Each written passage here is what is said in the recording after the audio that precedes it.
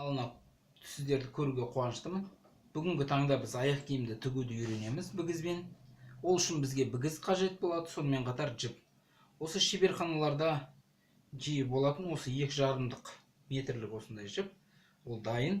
Кейбір кездерде осындай домалақ жіптерді де сатып жатады.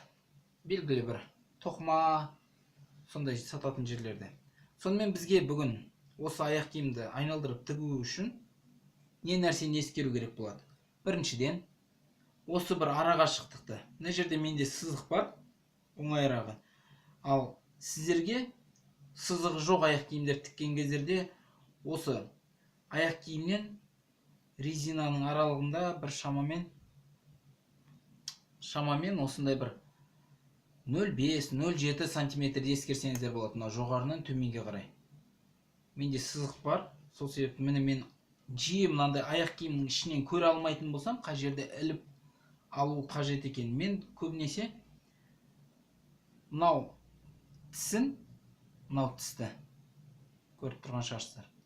Сол тісті әдейі мынау алдыңғы жаққа қарай мен осылай тігіп кетем, өзіме қарай емес, ыңғайлы болу үшін. Маған солай ыңғайлы, сіздерге де солай ыңғайлы болатын шығар.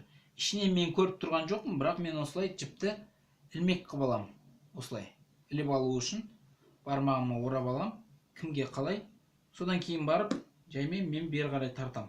Мынау ілмекке ілінді. Ілмекке ілінді мін.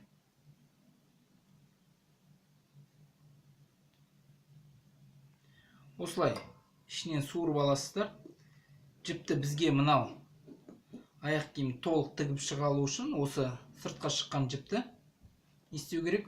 Біз өлшеп алуымыз керек. Ол бір ғана орам болды. Бізге негізі 2 орам болу керек сыртында. Бір рет орадық. Сәл жетпеді. Сол себепті әлде де іштен тағы шығарамыз жіпті. Міне, 2 орамнан сәл ғана асты. Мен оны сәл ішке қарай тартып жіберем. Ішінде міне. Ішінде мына жерде тұр. Көрініп тұрған шығар. Сонымен енді келесі әрбір қадам шамамен бір 0,7-0,5 сантиметр болса. Әрине, біреулер 1 сантиметрге жуық осылай тігіп жатады. Бірақ әдемілік, заводтағы тігістерді көрген шығарсыздар. Оларыңқы шамамен 0,5-0,7 сантиметр. Немесе 0,7 дегендіктен миллиметр. Міне, бірінші тігіс кетті. Сіздерге түсіндірмеген шығармын, түсінбей қалғанда шығарсыздар. Яғни қараңыздар. Мен тура алдындағының көлеміне ұқсап аламыз да. Ішке қарай кіргіздім. Іштен көрініп тұр ма? Осылай. Ішінен ілдім. Жаңағы ілмекке, бігіздегі ілмекке ілдім мені. Ішінен көрініп тұрса. Сыртқа қарай. Мен мынау ішіндегісін ұстап тұрам. Сыртқа қарай шығардым. Содан кейін барып бір тартып алу қажет болады. Ішінде қалып кетпес үшін. Мына жерлерінде әсіресе сіздер ішінде не болып жатқанын білмейсіздер. Сол себепті мына сыртына қарай сәл тартып қою керек. Ішінде қалмас үшін ешқандай жіп. Әрине мынау жіп қалады. Мынау жіптен түйін болып ішінде қалып кетпес үшін. Содан кейін барып мынау сырттағы жіпті осы ілмектің ішіне, ілмекті көріп тұрған шығарсыз, соның ішіне қарай ілмек ішіне түйіндедім. Және мынау түйінді көріп тұрған шығарсыздар. Мен мынау түйінді ішіне қарай тартып жатырмын ішіндегімен. Сол арқылы сол түйін сыртта қалып кетпеу керек. Ішіне де қатты тартып жібермеу қажет. Мына жерде көріп тұрған шығарсыздар жіпті. Сонымен келесі қадамға кетеміз. Келесісін мен кіргіздім бігізді. Мына жағына іліп алдым. Тарттым бері қарай. Мынау бір ілмекті ішіне жіпті өткізем. Жіпті толығымен өткізгеннен кейін ілмекті қайтадан ішіне қарай кіргізу қажет. Қайтадан тура солай істеймін. Қадамдарым арасындағы қадамдар бір-бірінің бұрынғы 0,7 шамамен байқап тұрған шығарсыздар. Ішінен тартып алдым жіпті. Содан кейін мынау ілмектің ішіне кіргіздім. ішке қарай қайтадан тартудамын. Мына жердегі түйінді міне көріп тұрған шығарсыздар. Ішіне кіргіземін. Сәл ғана кіргіземін. Қатты да кіріп кетуге болмайды. Өйткені ішінен сосын жібі бітіп шығып тұрады. Жіп сыртынан да ішінен де шығып қалмау керек та. Артық жіпті айтамын. Міне. Қайтадан. Мен неге бүйтіп жақындатып жатырмын? Өйткені кейбір аяқ киімдер бар, олар тіке кіргізіп, тіке шығармасаңыздар бүгізді. Резинаның өзі бұлай қиылып кететін қаупі бар. Ол сондай аяқ киімдердің табандарының ерекшелігіне байланысты. Сол себепті оны ұстап тартатын болсаңыз, ондай жағдайда қиылудан сақтайды.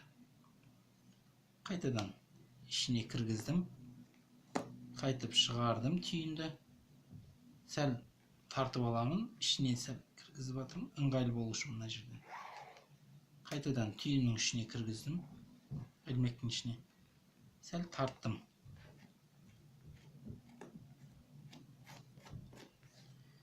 Келесін. Кіргіздім. Ілмекті байқасаңыздар, мен кіргізіп жатырмын міне. Тура осылай күйде. Неге? Өйткені ішіндегі жіпті бұлай іліп алу оңайырақ болады. Байқап тұрған шығарсыздар. Егер бұлай істейтін болсам, ол шығып кетуі мүмкінмін. Көрдіңіздер ме?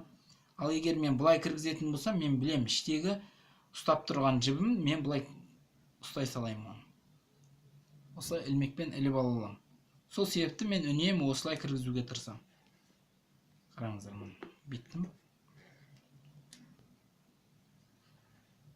Біреулер мүмкін бұлай тартатын шығар бармақпен. Біреулерге ыңғайлы бүгіздің өзімен мүмкін бұлай кішкене тарту. Кімге қалай? Мен жаңа бармақтармен осылай ілмектің ішіне кіргізсем, қазір енді бүгіздің көмегімен кіргізіп жатырмын. Кім қалай үйренген, солай тігіп кете береді.